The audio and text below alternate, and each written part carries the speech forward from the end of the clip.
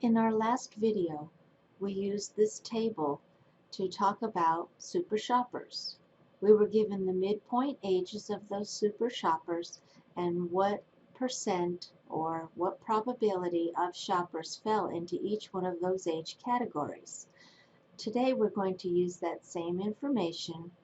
We're going to draw our mound shape distribution, and then we'll talk about Chebyshev's rule and the empirical rule and compare what percent of our super shoppers fall within 1, 2, or 3 standard deviations of the mean. So let's get started with drawing the curve. Now that we have our distribution drawn and the standard deviation bars marked, we can place the values under the curve where they fall. We know that mu represents the expected value. So let's place 41.26 under the curve. Now we'll use the standard deviation to label the other x values under the curve. The standard deviation is 11.87. So to label values to the right of the mean, we'll be adding 11.87. So let's label those. To label the x values to the left of the expected value, we subtract the standard deviation. All of the x values have been labeled. Let's look at what the x values are of super shoppers within 1 standard deviation of the expected value. So the ages of those shoppers would be from 29.39 to 53.13 years old. We can look at our table and see that age 31, 40, and 49 all fall within this region. So all we need to do is add the probabilities associated with those ages, and we'll know what percent of our data falls within 1 standard deviation of the expected value. And that total is 0.77. So that translates to 77% of our shoppers fall between the ages of 29.39 years and 53.13 years. Since we're only looking at 1 standard deviation, we remember that Chebyshev's rule doesn't tell us much about that except for we should have more than 0%. The empirical rule tells us that at least 68% of the data should fall in this region. So we do have a high enough percentage to satisfy that condition. So this would follow the empirical rule. Let's look at what happens within 2 standard deviations of the expected value. This would include these regions I'm shading in green. So this would include the region 17.52 to 65 years old. So we don't have any super shoppers as young as 17, but our 22-year-old would be included, and so would the 58. So it looks like we already have 3 of the probabilities included, so we'll just add 0.05 and 0.11 to the previous total. So we had already 0.77, we'll be adding 0.05 and 0.11. So this total brings us to 0.93, or 93%. So if we look at Chebyshev's rule, that tells us that at least 3/4 of the data should fall here. So Chebyshev at 75%, so we have met that, and 0.95 or 95% for empirical rule.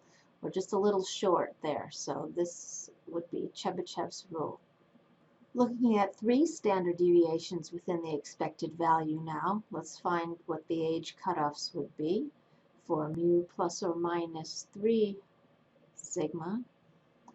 That would include all the way down to as young as 5.62 years and as old as 76.87 years.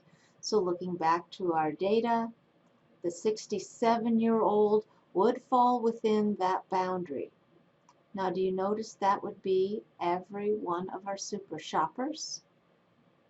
So what should the probability add up to if this is including all of the shoppers? We should get 1.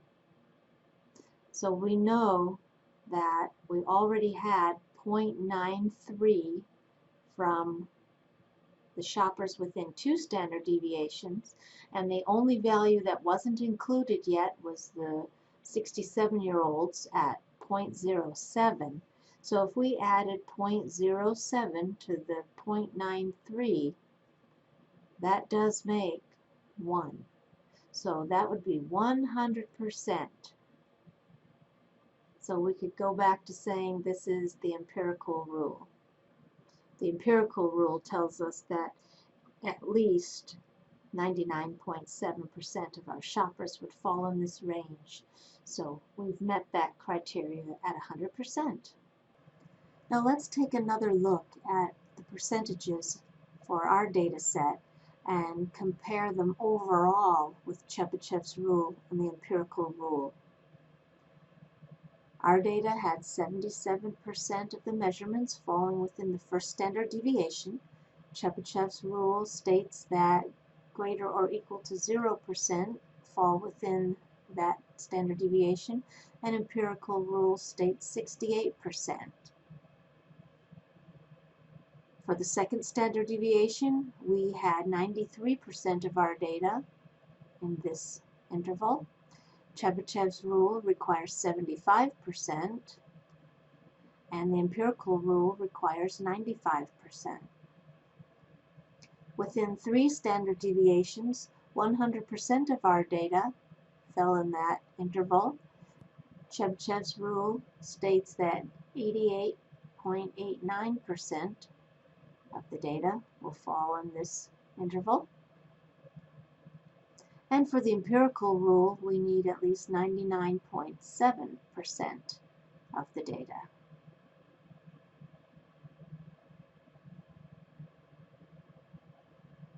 So let's go back to that first standard deviation.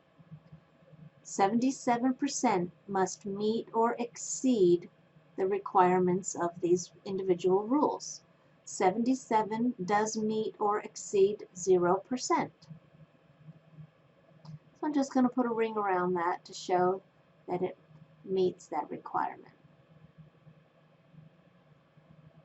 Empirical rule is 68%, so we do meet or exceed that requirement.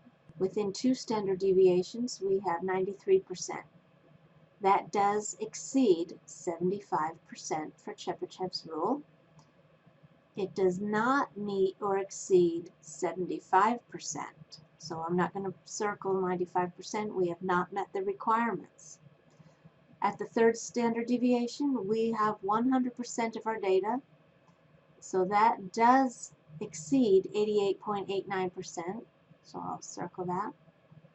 And then for this last rule, empirical rule, 100% does exceed 99.7%.